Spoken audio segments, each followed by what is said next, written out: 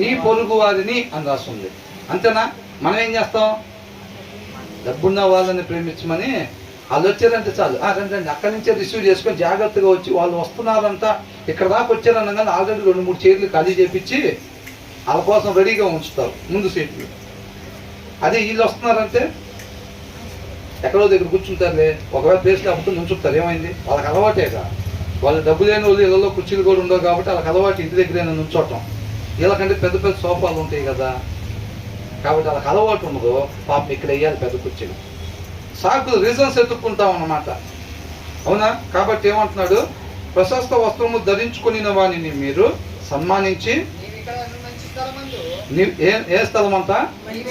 మంచి స్థలం.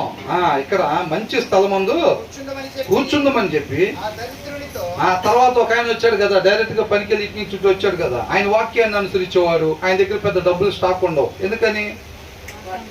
ఎవరైతే అవసరతల్లో ఉన్నారో వాళ్ళకి ఇవ్వమని చెప్తారు కదా. జాయిస్ ఏంటంట?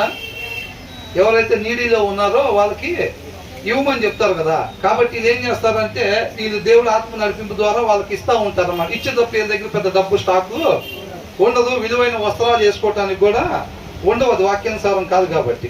కాబట్టి వీళ్ళు అలా చేస్తూ ఉంటారు. వీళ్ళు ఏం చేస్తారంట? ఆ దరిద్రుడితో ఏంటంట, నువ్వు ఎక్కడ నుంచో అంటారంట.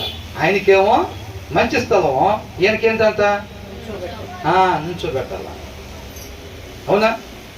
ఇది మన ఫెలోషిప్కి వచ్చే వాళ్ళైనా సార్ బాగా డబ్బులు ఉన్నాయి అనుకోండి, బాగా డబ్బులు ఉండి వాళ్ళు మంచి ఉద్యోగాలు ఉండి లేకపోతే ఇట్లా ఉన్నారనుకోండి, వాళ్ళు బయటకు కనపడినా సరే ఎంత చక్కగా పలకరిస్తారో, ఎంత బాగా పలకరిస్తారో, ఎంత చక్కగా రిసీవ్ చేసుకుంటారో. అవసరమైతే మన పని కొద్దిగా ఆలస్యం అవుతున్నా సరే సమయం కేటాయించి వాళ్ళతో మాట్లాడతారు. చెప్పలేము ఎప్పుడు ఏం అవసరం పడిద్దో వాళ్ళతో.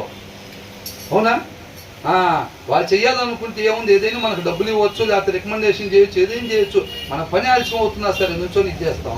అదే ఒక పూర్ పీపుల్ వచ్చారనుకోండి, అది ఎవరైనా మన కాలనీలో కావచ్చు, ఫెలోషిప్లో కావచ్చు, ఎవరైనా సరే వాళ్ళు వచ్చారనుకోండి, మనం కనీసం ఆగుతామా? ఆగేది లేదు. ఎవరితో ఏముంది మాట్లాడేది. ఒకవేళ పొరపాటు నాకేమంటే ఒక 1000 రూపాయలు ఇవ్వమని అడుగుతారేమో. ఎవరన్నా ఉంటే 1000-2000 అడుగుదామని వెళ్తున్నారు అనుకుంటా, ఆగేమంటే మనల్ని అడుగుతారు అనుకోని ఏం చేస్తారు? ఆగను కూడా ఆగరు. డబ్బున్న వాళ్ళు కనపడితే నవ్వు ఆటోమేటిక్గా ఆగదు, ఆటోమేటిక్గా నవ్వుతారు. ఇది కనపడితే నవ్వులు ఉండవు, ఏముండవు, వెళ్ళిపోవటమే. అవునా? ఆ పార్షియాలిటీ లోపల ఉండిద్దా లేదా? ఉండిద్ది. అది అని అంటారు. ఆ దరిద్రులతో నీవు ఇక్కడ నిలువుమో లేక అంటే చీప్ ప్లేస్ అన్నమాట. అంటే కూర్చునే దగ్గర కాళ్ళ దగ్గర ప్లేస్ ఉంటుంది కదా,